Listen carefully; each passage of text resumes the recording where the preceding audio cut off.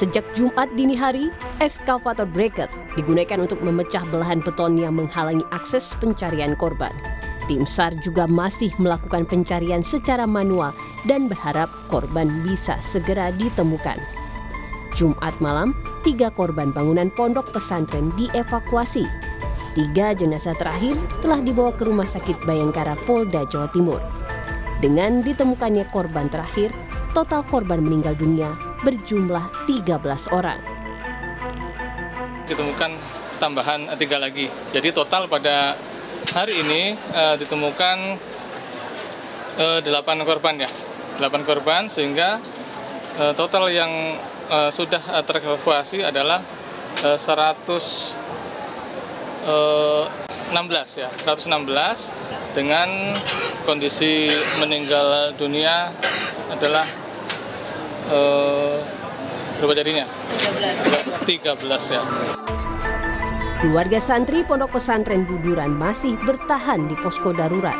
Keluarga memantau dari CCTV proses evakuasi korban oleh tim SAR.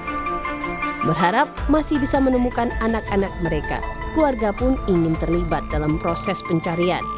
Namun, tidak semua orang bisa masuk karena area masih berbahaya.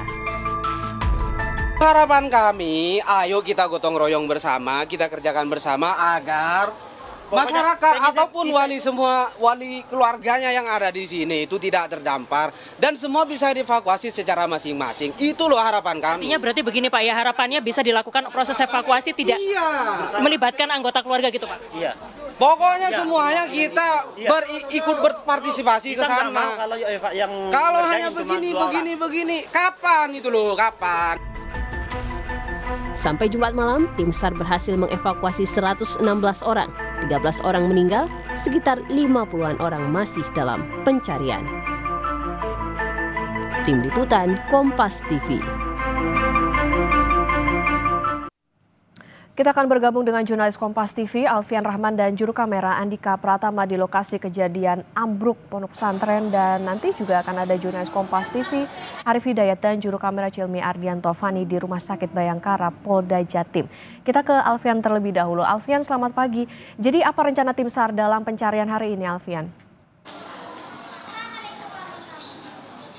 Ya, selamat pagi Okta dan juga saudara. Rencana tim SAR masih sama dari 5 hari pencarian sebelumnya. Di hari ke-6 ini proses yang dilakukan oleh tim SAR gabungan sendiri akan mulai kembali menggunakan alat berat ekskavator breaker begitu untuk memecah beton-beton yang masih berada di 4 sektor. Ada 4 sektor atau sektor A1, A2, A3, dan A4 begitu untuk kembali menemukan potensi adanya korban tambahan yang masih tertimpa dalam runtuhan. Kami dapat informasi update atau terbaru pada pagi hari ini sendiri, Okta dan juga saudara, hingga hari ke-6 ini terdapat 14 orang yang berhasil dievakuasi dan dinyatakan meninggal dunia. Jadi semalam ada pertambahan 1 orang lagi, yang semula 3 orang berhasil dievakuasi, begitu bertambah 1 orang menjadi 4 orang, dan ini merubah data pada pagi hari ini menjadi 14 orang meninggal dunia, sementara untuk korban selamat bertambah 1 dari 104 dari 103 menjadi 104, Okta dan juga saudara. Proses masih terus dilakukan, pertama untuk mendeteksi keberadaan dari korban-korban yang diduga masih terdapat dalam runtuhan bangunan. Setelah diketahui keberadaannya kemudian dilakukan pemetaan. Selanjutnya adalah proses ekstrikasi begitu ya, atau melakukan pembebasan dari korban yang tertimpa tersebut. Setelah itu baru dievakuasi dan dibawa ke RS Bayangkara Surabaya untuk proses identifikasi lanjutan di postmortem begitu, Okta. Oke, pencarian sudah masuk hari ke-6 dan nantinya akan memakai alat berat, dan tadi update 14 orang sudah berhasil dievakuasi. Lantas Alfian, saat ini bagaimana komunikasi tim SAR dengan keluarga korban sejauh ini terkait dengan pencarian? Ya, pantauan kami di tempat kami melaporkan saat ini yaitu di pos gabungan SAR dan juga posko informasi.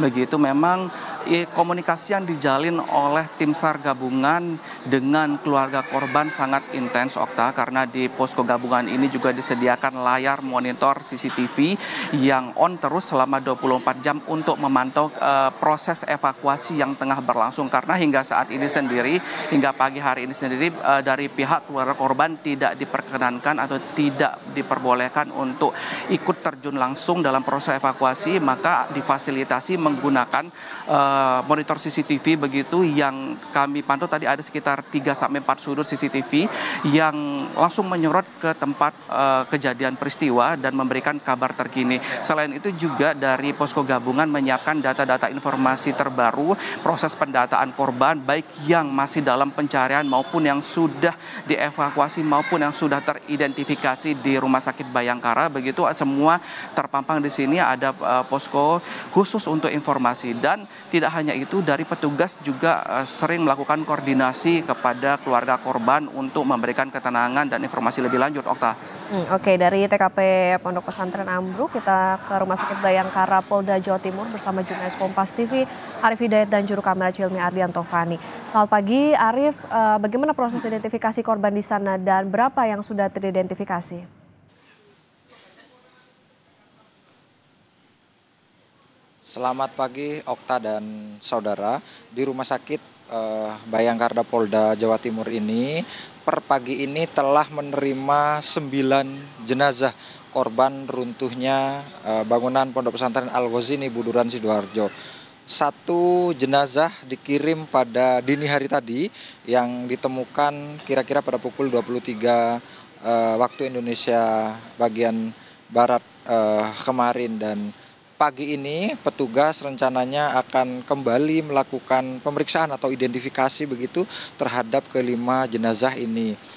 Tim DVI seperti di tempat yang saya melaporkan pada pagi hari ini sangat berharap tambahan data atau masukan data dari keluarga korban, terutama data-data terkini seperti foto ataupun koleksi baju yang diketahui oleh keluarga serta tanda-tanda khusus yang melekat pada tubuh korban seperti tai lalat, bekas luka atau tanda lahir, karena memang sebagaimana kita ketahui bersama kondisi jenazah ini dikirim ke Rumah Sakit Bayangkara Polda Jawa Timur ini dalam keadaan rusak begitu, Okta. Terima kasih atas laporan Anda jurnalis Kompas TV Arif Hidayat dan juru kamera Cilmi Ardianto Fani dari Rumah Sakit Bayangkara Polda Jawa Timur. Sebelumnya ada Alfian Rahman dan juru kamera Andika Pratama dari TKP Ponpes Ambruk di Sidoarjo, Jawa Timur. Selamat bertugas kembali rekan-rekan.